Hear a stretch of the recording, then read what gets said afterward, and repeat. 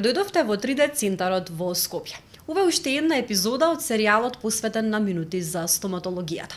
Во ова издание ќе зборуваме за мерењето на дишните патишта. Зошто е тоа важно и како 3D дијагностичкиот центар во кој што се наоѓаме ги дава најдобрите анализи, односно најдобрите рентген снимки.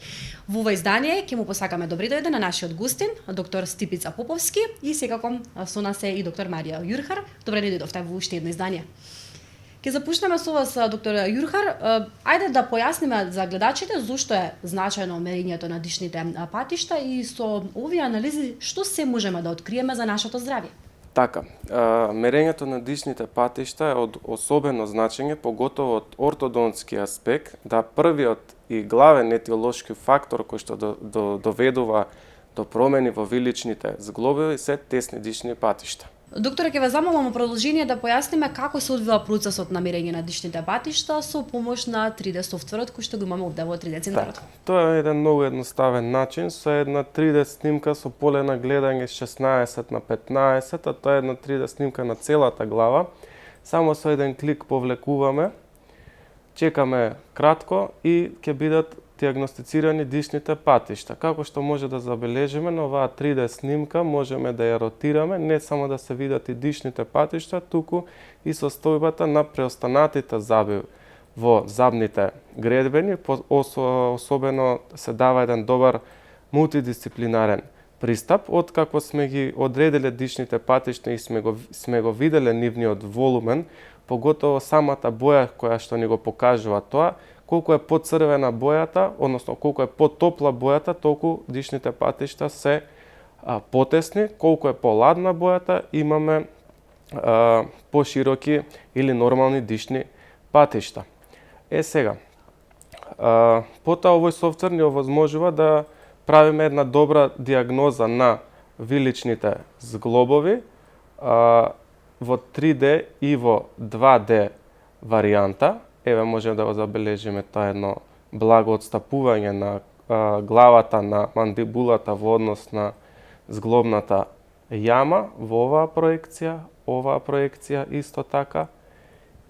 Може да видиме, да кажем, дали има некои несакани промени во однос на густината или bone density, што би се рекло, на коскените ткива.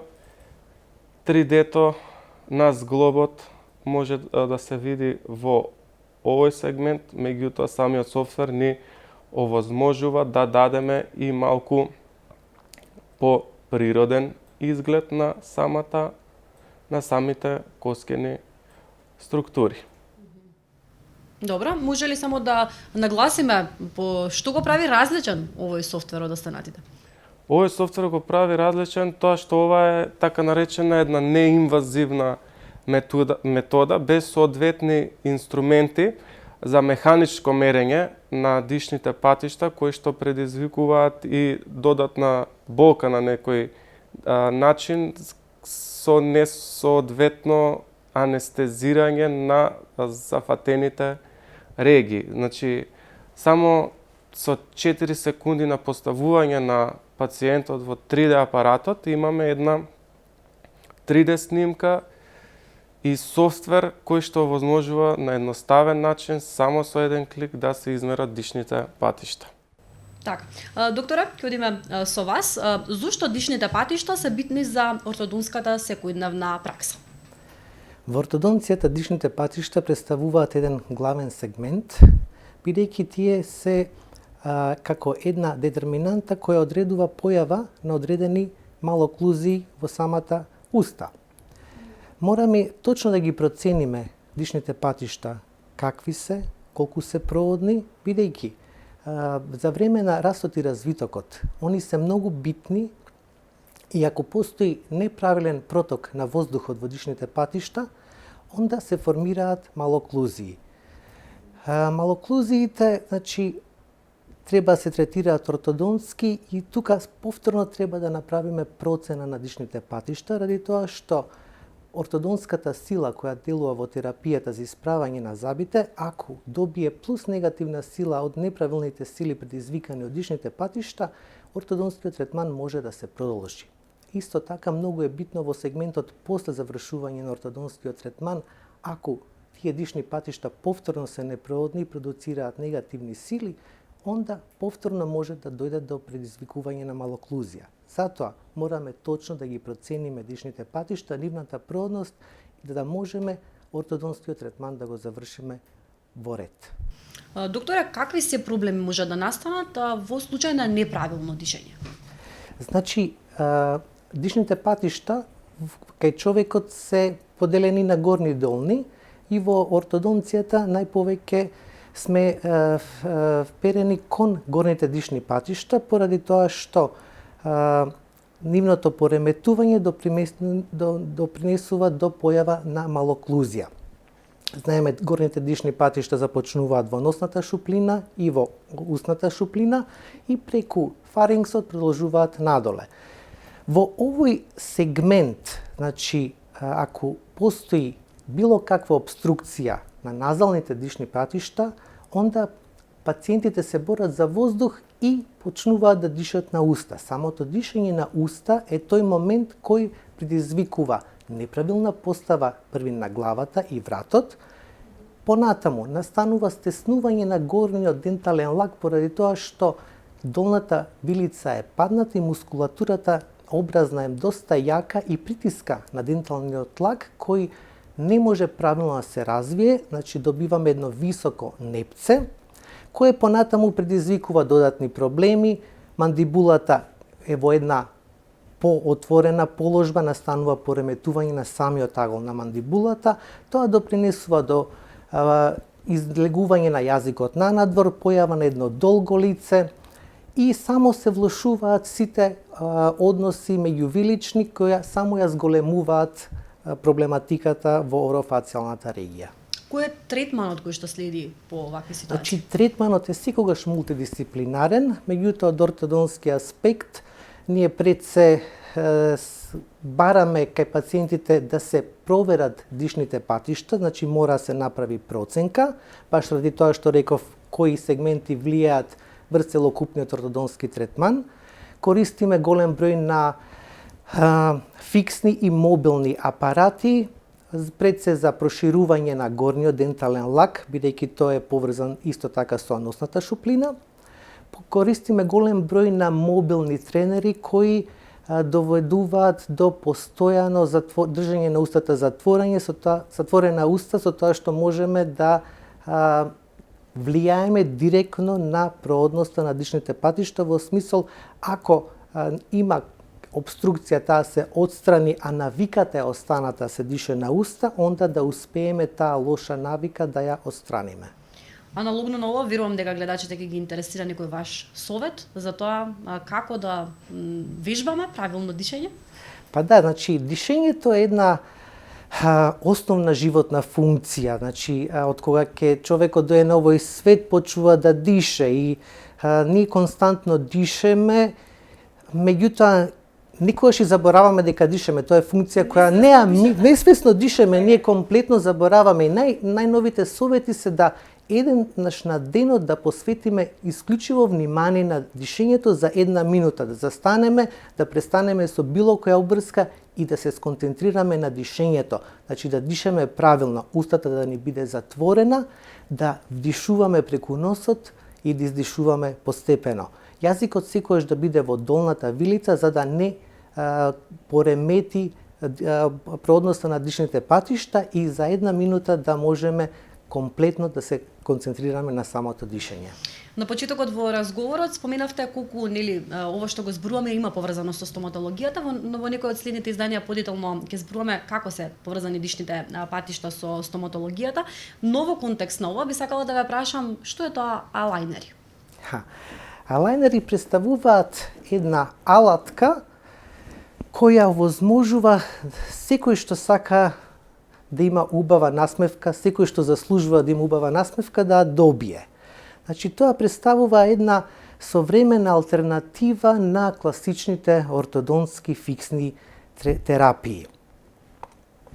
Значи алајнерот представува еден ортодонски систем третмански, кој се изработува индивидуално за секој пациент од термопластични силиконски маси кои се скоро невидливи и се доста пријатни за носење, така да нивната единствена цел е да се постигне убава насмевка без некој да запримети дека всушност третманот е во тек.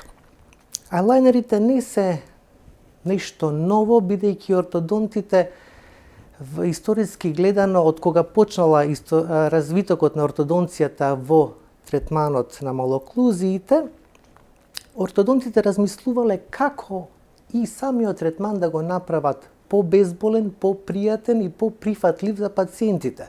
Бидејќи знаеме првите ортодонски апарати биле доста агресивни, доста неестетски, така да можеме историски да заклучиме дека и првите обиди за лајнери започнуваат негде во далечната 1945 година, каде што се користат принципите од еден стоматолог кој во 1925 година направил една посебна гумена лажица која користел за масирање на гингивите. Таа била изработена од гума, ги обвиткувала коронките до гингивите и со благ дракопритисок вршела масажа врз забите и врз гингивите. Меѓутоа, тој стоматолог забележал дека после известен период настанале известни промени во положбата на забите. Овие идеи, овие записи ги користи друг стоматолог, друг ортодонт, 45 година, кој почува да ги поставува првите записи за ортодонски третман со помош на термопластични маси. Понатаму во 1960 година друг стоматолог ги презема тие основни начела, почува да ги користи термопластичните маси, да 85 година Мекнамара више ги поставува првите значајни напаствија како би изгледал еден алајнер кој би се користел за исправање на забите. На почетокот овие позиционери, алајнери, ретейнери изработени од термопластични маси биле доста непристапни, во смисол била тешка изработката, бидејќи целиот сетап бил правен рачно. Меѓутоа, со напредокот на дигиталната технологија и навлегување во сите сегменти на стоматологијата и особено ортодонцијата, а со користење на сите тие фундаментални сознанија добиени од овие претходни научници, денешниве онлайнери се едно совршенство во третманот на малоклузиите и добивањето на една убава, перфектна насмевка без многу напора. Докторе, верувам дека често пати се соочувате со ова прашање. Која е разликата помеѓу ајлајнери и ќе се обидам да стручно да се изразам, металните брекети или народски протезите? Која е разликата? Разликата е пред се што се тие многу, да кажам, невидливи во однос на металните класични ортодонски третмани, пошто се изработени од термопластични, скоро невидливи маси и се попријатни за носење поради тоа што можат лесно да се извадат, хигиената значи е тука максимална, може лесно да се вратат во устата, пациентите треба да ги носат 20 до 22 часа во текот на денот и воопшто никој не може да примети дека они се всушност под некаква ортодонска терапија.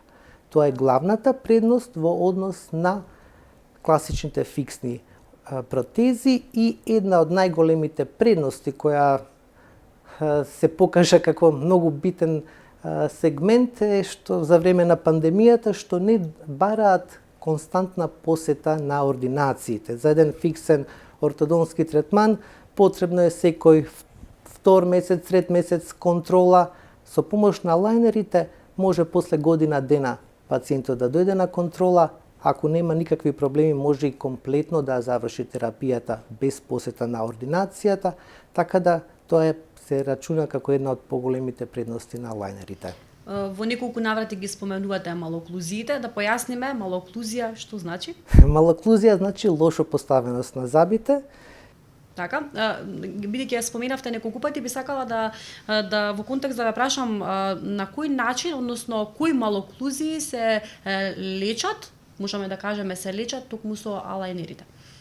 Значи, алајнерите се од почетокот кога се измислени па до ден денеска се повеќе и повеќе прифаќаат поголем третмански спектар. Не можат да третираат се, меѓутоа многу добро третираат една тескобна состојба на забите, многу добро третираат затварање на диастеми, многу добро третираат втиснување на забите или извлекување на забите. Понатаму, они исто така може да третираат одредени класи, значи кога имаме поставеност на долната вилица понапред или поназад. И јас се надевам со нивниот брз развиток дека во многу скоро време ќе бидат возможни сите малоклузии да бидат третирани исклучиво со алајнери. Бидејќи ако ја следиме експанзијата на дигиталната технологија, можеме да заклучиме дека многу брзо и ќе настане промена во самиот третмански систем во ортодонцијата. И сега, докторе, најпосле, откако ја слушнавме целата историја, откако ги слушнавме сите благодети кои што ги има овој производ, дали се лесно достапни на нашиот пазар и дали се скапи овие производи? Тоа што највеќе ги интересира гледачите. Да, па како што реков, на времето беа многу понедостапни. Со развитокот на технологијата стануваат се подостапни, се поприфатливи за пошироката популација. Јас се радувам што после нова година 3D центарот и ЕДГ групацијата почнува со изработка на сопствени алајнери кои ќе бидат екстремно достапни за целокупната македонска популација, а можеби и пошироко, така да тие алајнери ќе бидат составен дел на третманскиот систем на нашата организација. За самиот крај да ви се заблагодарам, професор доктор Стипица Поповски, благодарам за присуството, доктор Марио Јурхар, ви благодарам и на вас. Почитувани, ви благодарам и на вас што погледнавте уште една епизода од Минути за стоматологија. Продолжете и понатаму да не следите.